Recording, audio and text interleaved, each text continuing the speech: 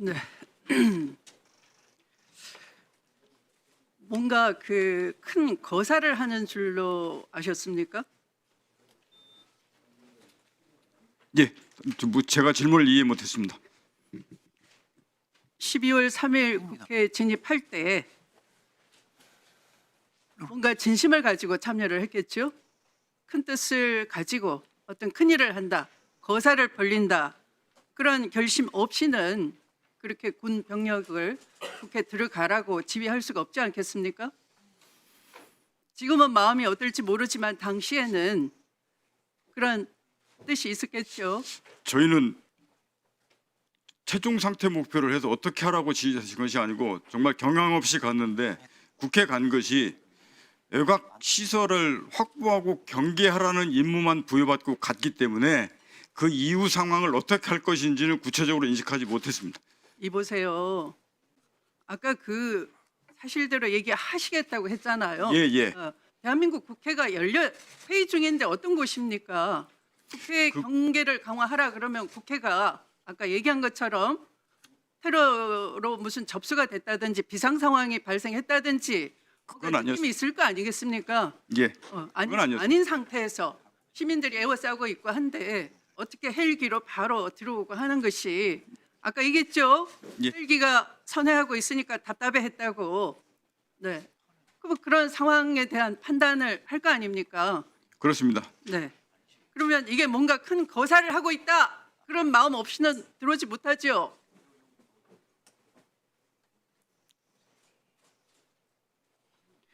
대통령이 두 번째 전화해서 그냥 어떻게 표현했습니까? 빠른 말씨로 거칠었습니까? 대통령이 우왕좌왕 생각이 없어 보였습니까? 그렇지는 않습니다. 의결 정족수 아직 다 안 채워진 것 같다를 대통령이 얘기했습니까? 제가 그렇게 들었습니다. 빨리 문 부수고 들어가 안에 있는 인원 다 끄집어내라 얘기했습니까? 그렇습니다. 그럴 때 뭐라고 답했습니까? 저는 그냥 그 말 듣고 알겠습니다만 했습니다. 이 상황을 언제 인지를 했습니까? 아까 12월 1일쯤 알았다고 하셨죠? 예, 12월 1일 날 안 사실은 뭡니까? 그 말씀드리겠습니다. 제가 오전까지는 12월 3일 TV를 보고 비상계엄령을 상황을 인식했다고 말씀을 드렸었는데 제가 받은 임무가 국회와 선관위, 민주당사, 여론조사꽃에서 6개였는데 그 6개에 대한 임무를 받은 시점이 일요일 12월 1일 정도 됐습니다. 그래서 그때는 기본적으로 그 6개 지역을 확보하라는 임무를 제가 유선 비화폰으로 받았습니다. 그래서 그 기간 중에 아까 말씀드렸듯이 이걸 어떻게 해야 되나 유선 비화폰으로 누구로부터 받았습니까? 전임 국방부 장관으로부터 받았습니다. 네. 그래서 그걸 머릿속으로만 혹시 모를 상황 때문에 이렇게 되면 정말 되면 이렇게 해야지라고 구상 정도만 하고 있다가 차마 그 말을 우리 예하 여단장들에게는 하지 않았습니다. 그 말을 하게 되면 우리 예하 여단장들도 혹시나 이미 그 상황을 미리 안 상태에서 문제가 생길 수 있기 때문에 말을 하지 않고 여단장들한테는 당일날 투입하면서 얘기를 했습니다. 그럼에도 불구하고 정말로 저는 이게 이게 계엄이 아니고 그때 당시에 전방에서 어떤 상황이 생겨서 문제가 생기는 가능성이 이게 더 거기에 염두되고 있는 거구나라고 하는 상황 인식이 더 컸습니다. 확보라는 건 어떤 뜻입니까?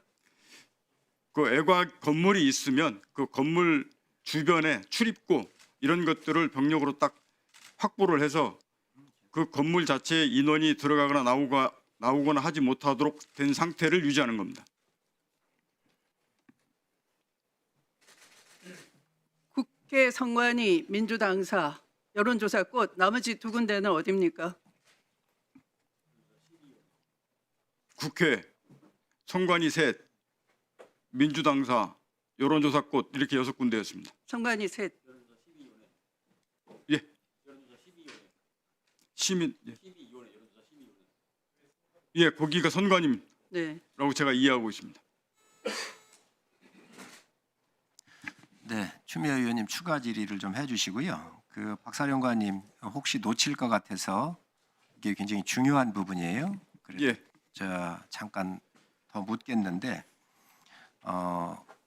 부수고 들어가서 끌어내라 그랬잖아요. 그렇습니다. 지휘 명령을 받았고 예, 그때 현장 지휘관들하고 협의를 했다 이렇게 얘기를 했어요. 논의를 했습니다. 그때 현장 지휘관들이 몇 명이었죠? 707 특임단장하고 주로 했습니다. 한 분입니까 그러면? 707 특임단장하고 주로 논의했고 그 당시에 한 사람하고 707 특임단장 한 사람하고만 얘기한 거예요? 현장 지휘관은 10 수여단장하고 707 특임단장 둘밖에 없었습니다. 그러면 707하고만 얘기했다? 707하고 주로 논의했습니다. 그렇습니다. 707 단장 이거 확인해 주세요. 707 단장 맞습니까? 네, 맞습니다.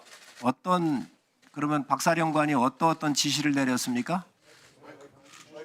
마이크 갖다 드리세요.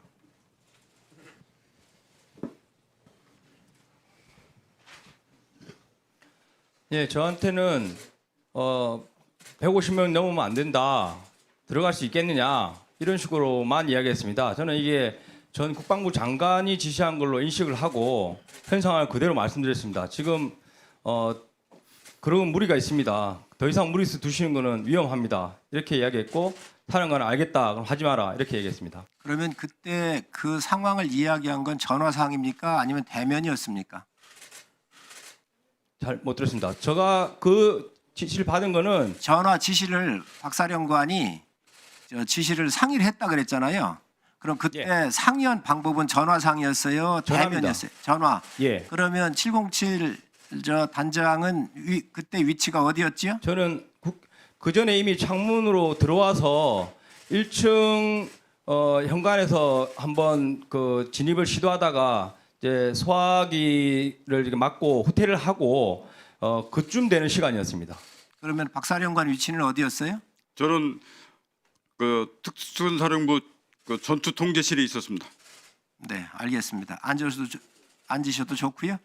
그다음에 또 하나 확인할게요. 아까 6군데라고 그랬어요. 그렇습니다. 6군데인데 그 6군데를 처음 나온 게 민주당 당사가 나왔거든요. 그렇습니다. 그것까지도 짚고 가는 게 다른 의원님들 질의하시는데 좀 편할 것 같아요. 그 6군데가 어디였습니까? 국회, 선관위 3개, 민주당사, 여론조사꽃 이렇게 6군데였습니다. 예, 됐습니다. 다음은 임종득 의원님 질의하시기 바랍니다.